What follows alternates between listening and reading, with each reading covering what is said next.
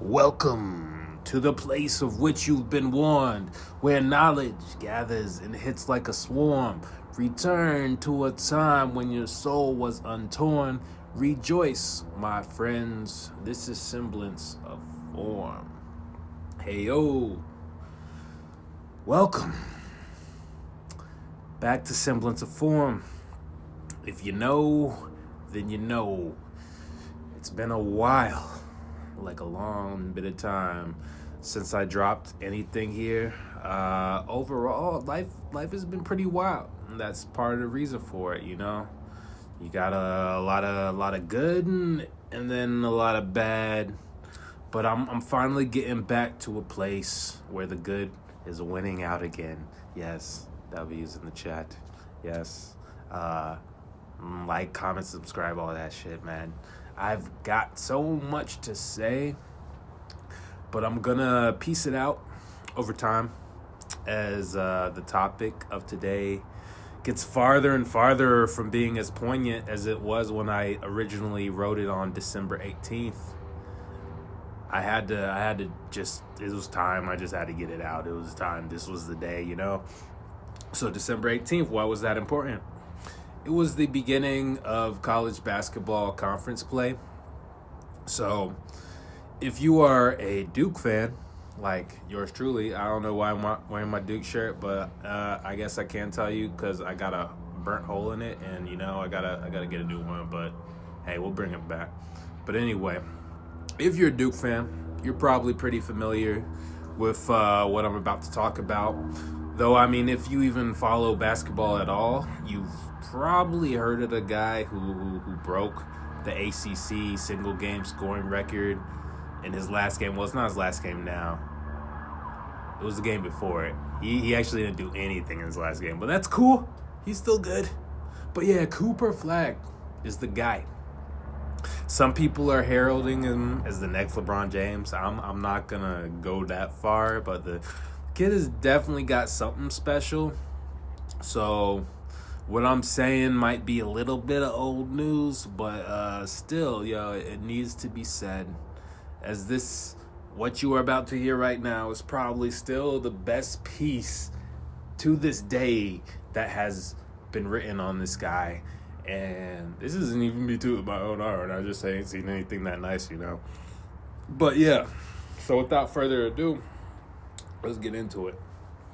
So, it's fascinating to watch certain people, those rare individuals who seem effortlessly good at what they do. They rise above the noise, excelling beyond the hype, earning the respect that they deserve.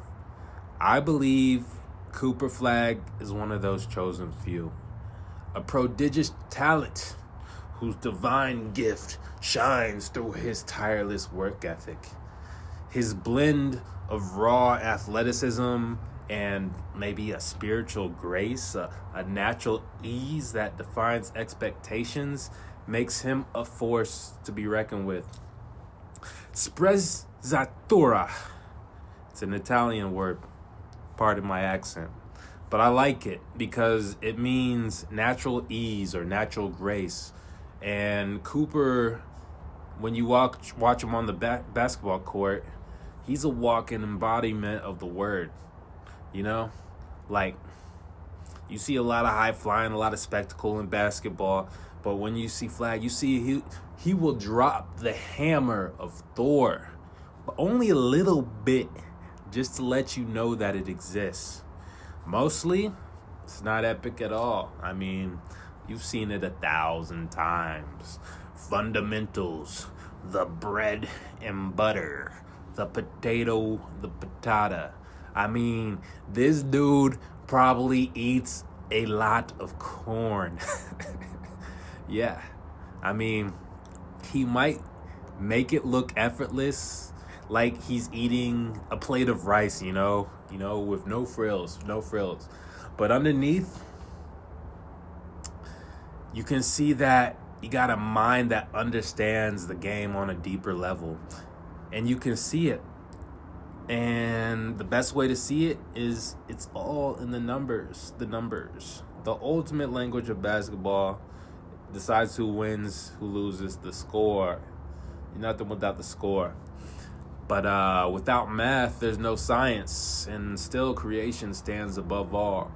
And for Coop, it's just math when you watch him play, man.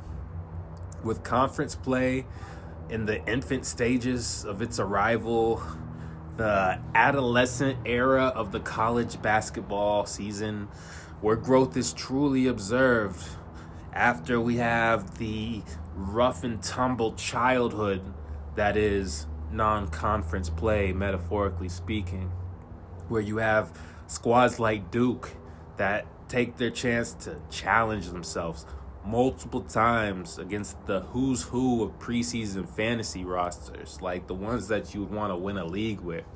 Yeah, the brief times that they have to decide where they will be when they begin their schooling or rankings, as some people might say.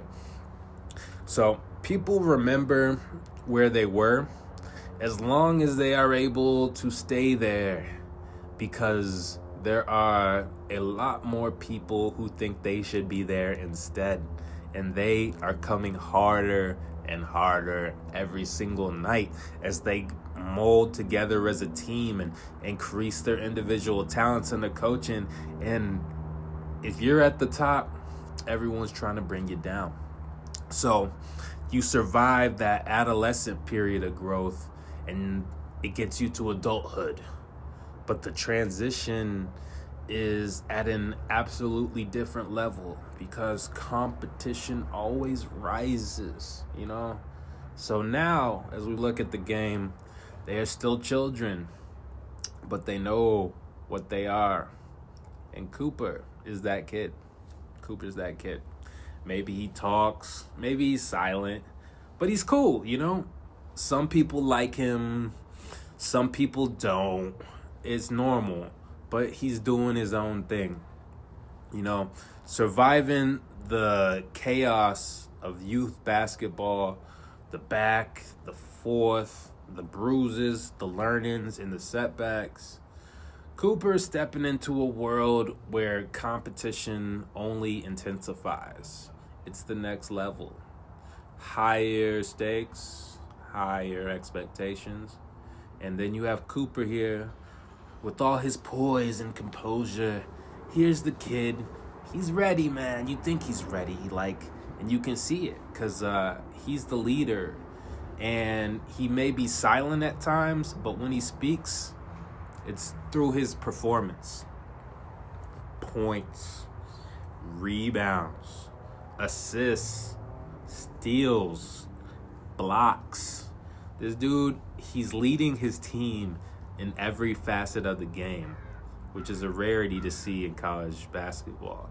And it seems like he's doing it almost effortlessly because every night he just goes out and performs. His squad is exactly where we expected them to be. They're still sitting right and pretty on the rankings, but they're still all kids at heart, you know? We all just want to win, not because of some trophy, but because on that day, we were simply better. They were simply better. So no matter how big or how small the victory, it's all about being better in that moment. And that's something we all need to bring into every day of our life, you know? So, and tomorrow's a new challenge. But today, Cooper is winning. He's a winner. Effort, time, luck, and fate, words by any other name. At the end of the day, it's, are you winning, kid? He leads his team. He dominates the stat sheets, and his impact is undeniable. Cooper is winning. The team's first, but still at the end of the day, that's a W. The stats, W. The predictions, they came true, is all W. The optics, baby Jokic, maybe, but no more. I like Kid Cooper because he's not a baby anymore. That phase is over. You got to turn into a team when you go into conference play. So, sure, the comparison to Jokic might come up, but this dude, he's a bit different. Cooper's position, his build, his defense, they're all his own thing. And then the wins, well, they speak for themselves. The kids got it. The factor that separates the good from the great. So as we move forward, Cooper is stepping into the light, the carefree space of college basketball. Adolescence, you want to try this thing over here? You want to go hang out with these guys? Let's go head up the mall. But it only lasts for so long. The moment is fleeting for adolescence, and he's growing fast, as we all do. And soon he will enter the true teenage years where the true test begins. I'm talking about from the conference tournament on, and his brotherhood will be thrust into the high-stakes arena of elite college basketball, vying for a high place at the only school that matters. The one school. The one school. The one school that takes only the best. The one school that only lasts for 3 intense weeks. I'm talking about the NCAA tournament.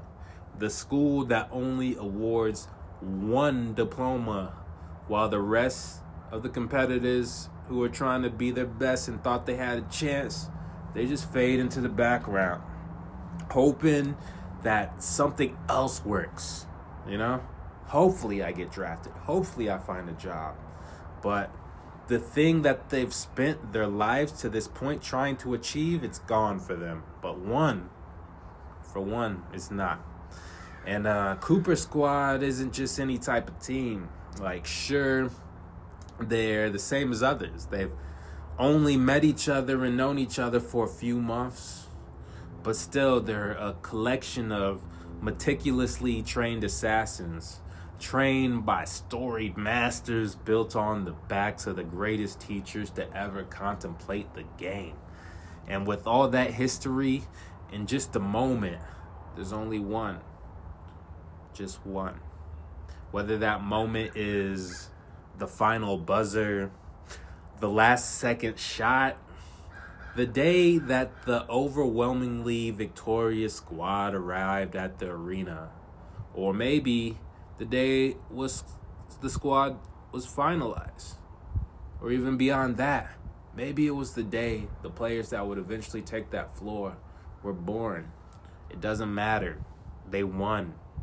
And while Kid Cooper is still dreaming of that one special school, he doesn't know where he'll rank in it. He doesn't know where he'll start. Who knows if he will make it or how it will end. They are all ready for the moment, prepared to rise in the blink of an eye. In that single moment, it doesn't matter how they got there. They're there now to represent the team, their colors, the people who stand beside them, the person who raised them to be where they are that day, that unforgettable master who will always be coach. But what matters is that they won. And today, Cooper Flagg wins.